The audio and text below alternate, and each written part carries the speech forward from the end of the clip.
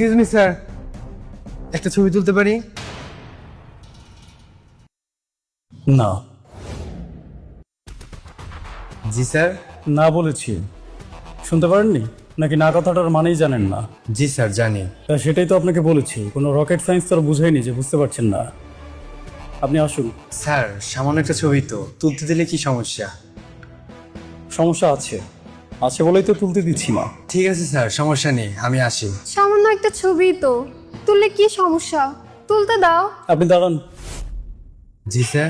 আপনি যদি এখন এভাবে চলে যান, আমার ওয়াইফ আমাকে ভুল বুঝবে, ভাববে হয়তো এমনি এমনি আমি আপনার সাথে খারাপ ব্যবহার করেছি। আপনি কেন এই প্রেসক্রিপশনের ছবি তুলতে চাচ্ছিলেন সেটা আমার ওয়াইফকে খুলে বলুন। না স্যার, এমনি আর কি দেখছিলাম। এমনি এমনি তো একটা গাছের পাতাও নড়ে না। আপনি এমনি ছবি তুলতে এসেছিলেন, আর আমি কেন আপনাকে ছবি তুলতে দিলাম না সেটাও বলুন। স্যার কেন তুলতে দিলেন না সেটা তো আমি বলতে পারবো না। আচ্ছা মেনে নিলাম আপনি না হয় সেটা বলতে পারবেন না, কিন্তু আপনি ছবিটা কেন তুলতে এসেছেন সেটা তো বলতে পারবেন নাকি? জি স্যার। তো বলুন।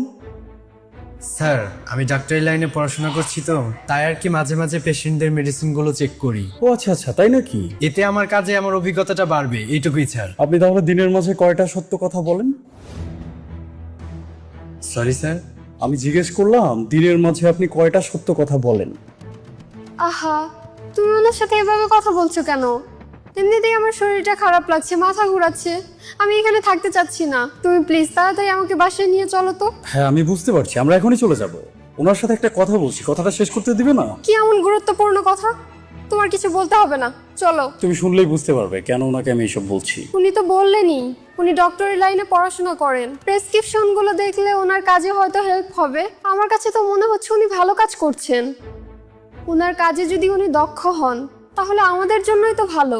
এই সময়ে এসে কয়জন ডক্টরই বা এত পরিশ্রম করতে চায় তুমি বলো? আর তুমি কি না ওনার সাথে এরকম ব্যবহার করছো? স্যার কিছু মনে করবেন না, তবে উনি ঠিক কথাই বলেছেন। ও আচ্ছা আচ্ছা, তাই না? আমি যখন ডাক্তার হব তখন আমার রোগীদের যেন ভালোভাবে সেবা করতে পারি, এর জন্য এত কষ্ট করছি। আপনার গালে ঠাটিয়ে একটা চড় মারতে ইচ্ছে করছে। তুমি ওনাকে এসব বলছো কেন? আমার কিন্তু এসব একদমই ভালো লাগছে না। স্যার আপনি আমার সাথে এভাবে কথা বলছেন কেন? আপনি প্রেসক্রিপশনের ছবি তুলতে এসেছেন, এজন্য আপনার উপর আমার রাগ হয়নি, কিন্তু ছবি তোলার কারণটা যে আপনি মিথ্যে বললেন সেজন্য আপনার উপর আমার প্রচন্ড রাগ হচ্ছে। আপনার অন্তত সত্যটা বলা উচিত ছিল। তুমি যদি ওনার সাথে এভাবেই কথা বলো তাহলে কিন্তু আমি একা একাই বাসায় চলে যাব। আমি চেয়েছিলাম উনি এই বিষয়টা নিজের মুখে বলবেন, কিন্তু উনি তো বলবেন না, তাই আমাকেই বলতে হবে। উনি ডাক্তারি লাইনে পড়াশোনা করেন না, উনি যে কোনো মেডিসিন কোম্পানির হয়ে জব করেন। কি বলছো? তাই নাকি? আপনি কোন মেডিসিন কোম্পানিতে জব করেন নামটা বলুন তো। এই দাঁড়ান, আমি আপনাকে জিজ্ঞেস করেছি আপনি কোন মেডিসিন কোম্পানিতে জব করেন, নামটা বলুন। কি ব্যাপার, কথা বলছেন না কেন? যে কোম্পানিতে জব করেন সেই কোম্পানির নামটাই জানেন না, নাকি বলতে চাচ্ছেন না?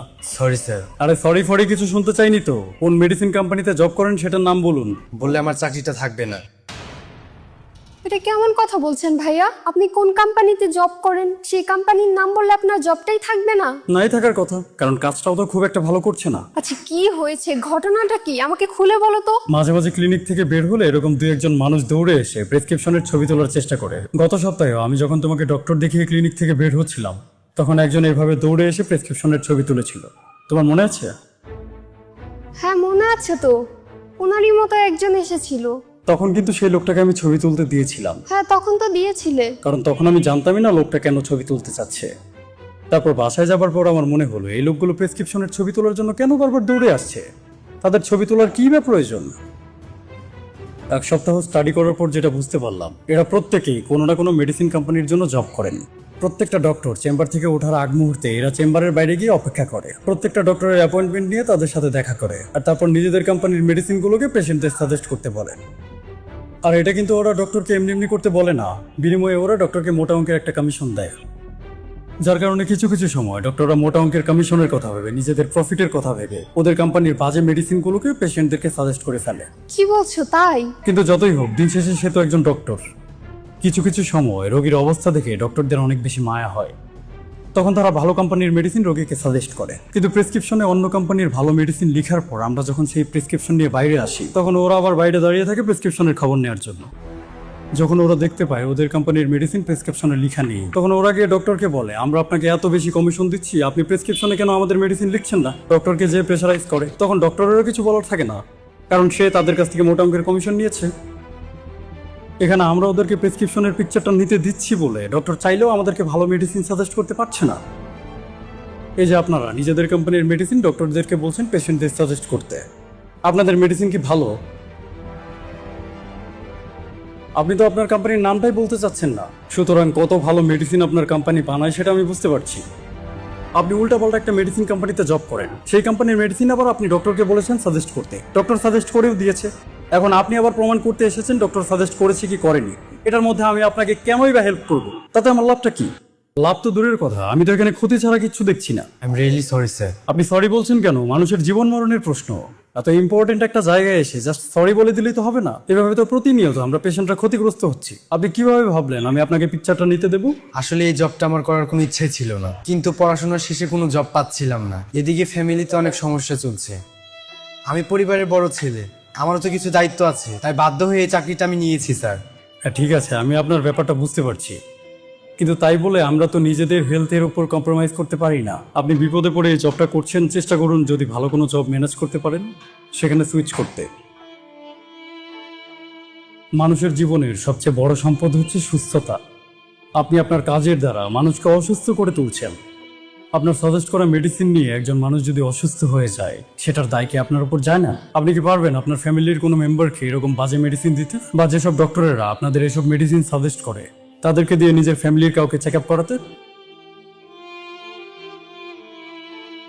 যে কাজটা আপনি আপনার নিজের ফ্যামিলির সাথে করতে পারবেন না, সেই কাজটা আপনি আরেকজনের ফ্যামিলির সাথে কিভাবে করছেন? এমন তো না যে তারা আপনাকে বসিয়ে বসিয়ে স্যালারি দিচ্ছে, অবশ্যই অনেক বেশি পরিশ্রম করে মাস শেষে স্যালারি নিচ্ছেন। কষ্ট করেই যেহেতু স্যালারি নিতে হবে, তাহলে এমন কোনো জব করুন যেখানে মানুষের সেবা করার সুযোগ পাবেন।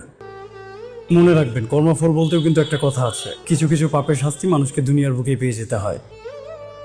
আজকে আপনি যদি জেনে বুঝে একজন মানুষের ক্ষতি করেন, তাহলে সেই পরিমাণ ক্ষতি আপনার উপরে আসার আগ অব্দি আপনার কিন্তু মৃত্যু হবে না। আমি খুবই দুঃখিত স্যার। না ঠিক আছে, আমিও প্রথমে আপনার সাথে অনেক খারাপ ব্যবহার করেছি।